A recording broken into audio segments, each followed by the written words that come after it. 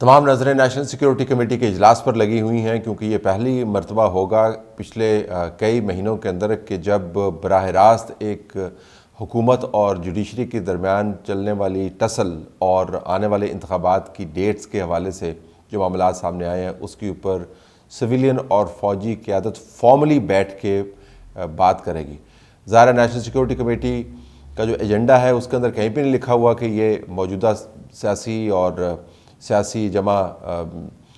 عدالتی صورتحال سے جو چیلنجز سامنے آئے ہیں اس کے اوپر ریفلیکٹ کر رہے ہیں۔ وہ ظاہر یہی ایشو ہے کہ پاکستان کے چیلنجز کیا ہیں، لیکن سب کو پتہ ہے کہ اس بحران کے اندر آپ دوسرے چیلنجز کے اوپر فوکس کر کے صرف ایک پریس ریلیز تو جاری کر سکتے ہیں لیکن لوگوں کو کنونس نہیں کر سکتے۔ تو ملٹری کی قیادت سویلین قیادت کے ساتھ بیٹھ کر کن معاملات کے اوپر فوکس کرے گی، ان کا براہ راست اثر آنے والے دنوں میں پاکستان کی سیاست پر مرتب ہوگا۔ اسی خدشے کے پیش نظر عمران خان نے پہلے سے ہی کہنا شروع کر دیا کہ اگر آپ اس میٹنگ میں شرکت کے لیے گئے، یعنی ملٹری قیادت اس میٹنگ میں شرکت کے لیے گئی تو اس سے وہ عوام کے سامنے کھڑے ہو جائے گی۔ ملٹری قیادت یعنی عوام ایک طرف ہے جو میرے ساتھ ہے ان کے بیان کے مطابق، اور ملٹری قیادت حکومت کی طرف ہے جو بالکل اس کے مخالف ہے عوام کی منشا کے، اور دوسرا یہ کہ جوڈیشری کے خلاف بھی ایک محاذ کا حصہ بن جائے گی۔ ظاہر ہے اب فوجی اداروں نے یا حکومت کے اداروں نے عمران خان سے پوچھ کے تو میٹنگ کے اندر شرکت نہیں کرنی، لیکن عمران خان نے اپنی طرف سے یہ زاویہ متعارف کروا دیا ہے۔ اب جو بڑا چیلنج ہے اس کے آپ دو پہلو سامنے رکھیے۔ ایک چیلنج تو یہ ہے کہ جو سپریم کورٹ کے 3 جج صاحبان کی طرف سے اپنی مرضی کے مطابق ایک ڈیٹ میں تبدیلی کر کے، الیکشن کمیشن کی تبدیل شدہ ڈیٹ کو تبدیل کر کے اور 90 دن کی جو آئینی مدت ہے اس میں از خود توسیع کر کے ایک ڈیڈ لائن دے دی ہے، اس ڈیڈ لائن کو انفورس کرنے کے لیے جو میکنزم ہے جس کے اندر انٹیریئر منسٹری بھی انوالو ہے، ڈیفنس منسٹری بھی انوالو ہے، فائنانس منسٹری بھی انوالو ہے، اور پاکستان کی عمومی صورتحال کی اسسمنٹ بھی انوالو ہے، اس کے اوپر کیا فیصلہ کیا جائے۔ اور دوسرا بڑا معاملہ ظاہر ہے اس کے ساتھ جڑا ہوا ہے کہ پاکستان کے اندر جو اس وقت بھونچال آیا ہوا ہے، جو غیر یقینی کی کیفیت ہے، اس کو کس طریقے سے ایڈریس کیا جائے اور اس کے اوپر ایک یکساں پالیسی کیسے اپنائی جائے۔ ہم ظاہر ہے بہت قریب سے اور بہت تفصیل سے اور دلچسپی سے دیکھیں گے کہ جو پریس ریلیز جاری ہوئی ہے، اگرچہ اس کے اندر بہت سارے معاملات جو زیر بحث آئے ہوں گے ان کا ایک عکس آپ کو نظر آئے گا یا بعض کی جھلک بھی نظر نہیں آئے گی، لیکن جس قسم کے پارٹیسپینٹس آپ اس میٹنگ کے اندر دیکھیں گے اس کے بعد پریس ریلیز کا ایک ایک لفظ زیر غور آئے گا، اور اس کے اوپر ہم مہذب عدسہ لگا کے اس کو دیکھ رہے ہوں گے کہ اس کے مطالب کیا ہیں۔ ان تمام معاملات کو اگر آپ کسی ایک ایسے زاویے سے دیکھنا چاہیں جس سے آپ کو ان تمام چیلنجز کے جو مختلف پہلو ہیں وہ ایک ایکسپلینیشن کی صورت میں سامنے آ جائیں کہ آپ نے اس کا سرا کہاں سے پکڑنا ہے، تو سرا جو ہے وہ عدالت کے معاملات کو طے کرنے سے بھی آپ پکڑ سکتے ہیں، لیکن وہ آپ کے ہاتھ سے پھسل بھی سکتا ہے کیونکہ عدالت کے اندر جو جج صاحبان بیٹھے ہوئے ہیں وہ آپ کی بات نہیں مانیں گے، اور جب تک عدالت کے اندر سے دوسرے جج صاحبان اپنے بردر ججز کو یہ نہیں بتائیں گے کہ جی یہ نہ کریں، اس سے حالات مزید خراب ہوں گے، تب تک یہ معاملہ طے ہوتا ہوا نظر نہیں آتا۔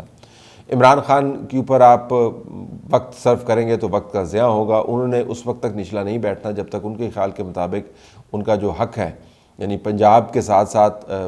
اب مرکز بھی اس فہرست کے اندر شامل ہے اور خیبر پختونخوا بھی شامل ہے، یہ تمام ان کو اٹھا کے ان کی جھولی میں رکھ دیا جائے یہ طاقت، تب تک معاملہ حل نہیں ہوگا۔ تو اگر آپ نے کوئی سرا پھر پکڑنا ہے، اگر عمران آپ کے کنٹرول میں نہیں ہے، ججز کے ساتھ آپ کو ایک طویل لڑائی لڑنی ہے، نیوٹرلٹی بھی آپ نے برقرار رکھنی ہے، سیاسی طور پہ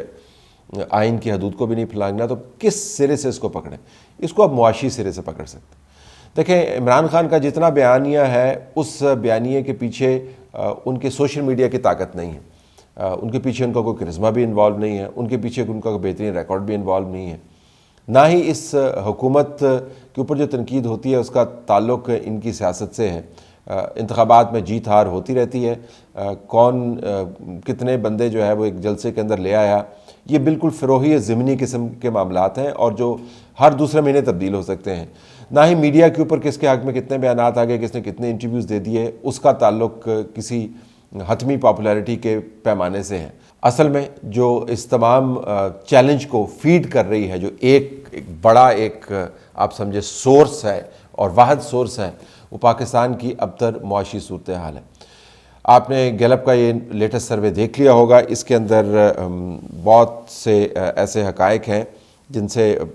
حکومت کے لوگ اتفاق نہیں کریں گے، اور سروے کی صحت کے اوپر بھی وہ انگلیاں اٹھائیں گے، لیکن آپ کے پاس اگر اس کا متبادل سروے نہیں ہے اور اس کا متبادل پوائنٹ آف ویو اویلیبل نہیں ہے، تو پھر آپ کو اس سروے کے اندر تفصیلات سے ہٹ کے جو عمومی آپ کو ایک سمت نظر آتی ہے منفیت کی، پریشانی کی، اس کو آپ کو سنجیدگی سے لینا ہوگا۔ اس کے مطابق 90% پاکستانیوں کا خیال ہے کہ بزنس وائز پاکستان کی سمت درست نہیں ہے۔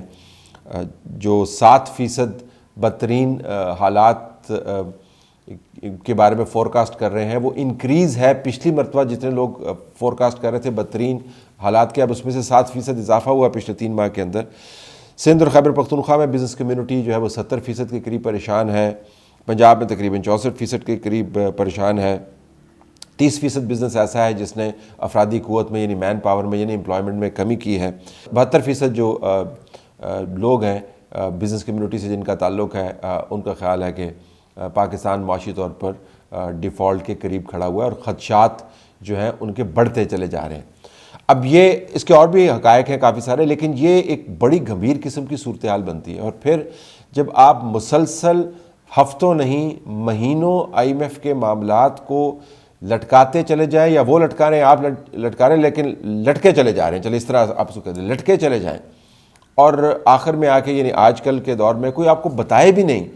کہ آئی ایم ایف کی ڈیل کے اندر کیا ایسی چیز ہے اور ہم کیا ایسا کر رہے ہیں کہ جس کی وجہ سے وہ نہیں مان رہے، یا وہ کیا ایسا کر رہے ہیں جو ہم ماننا نہیں چاہ رہے، اور عوام کو اگر آپ اعتماد میں نہیں لیں گے تو غیر یقینی کی صورتحال ایک بہت بڑے سیاسی طوفان میں تبدیل ہو سکتی ہے۔ عمران خان کا تمام تر بیانیہ، جوڈیشری کے تمام تر زور، سوشل میڈیا پر ہونے والی تمام تر ٹرولنگ، فوج کے خلاف چلنے والی تمام تر کیمپینز، حکومت کو بیک فٹ پہ ڈالنے والا تمام تر زوراور جو میڈیا کے اندر آپ کو ایک ٹائیڈل ویو نظر آتا ہے، وہ یہ تمام چیزیں، اور عوام کے اندر غیر یقینی کی صورتحال، بزنس کمیونٹی کے اندر پریشانی، ان تمام کی جو مدر آف آل سورسز ہیں،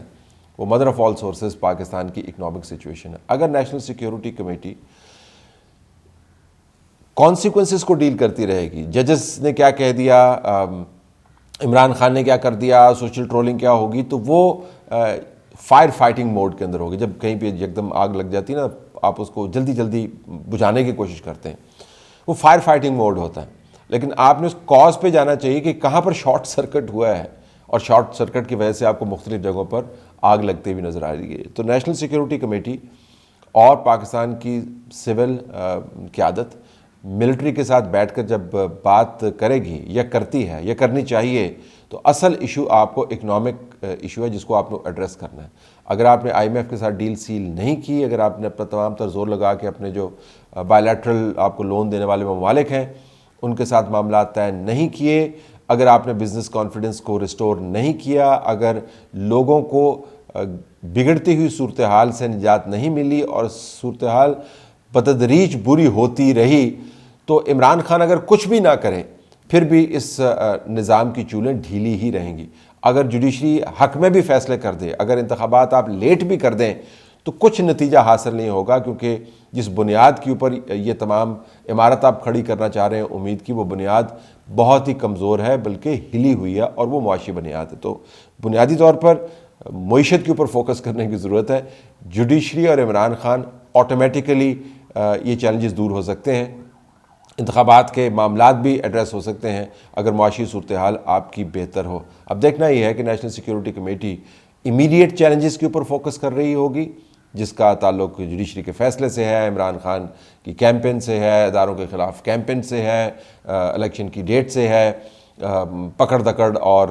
ہیومن رائٹس کے وائلیشنز کے نام پر، اور پکڑ دھکڑ کو جو قانونی عمل کو ایک پاکستان کے اندر بدترین فسطائیت کے الزامات سے بھرپور جو بین الاقوامی کیمپین چلائی جا رہی ہے اس کے اوپر فوکس کرے گی،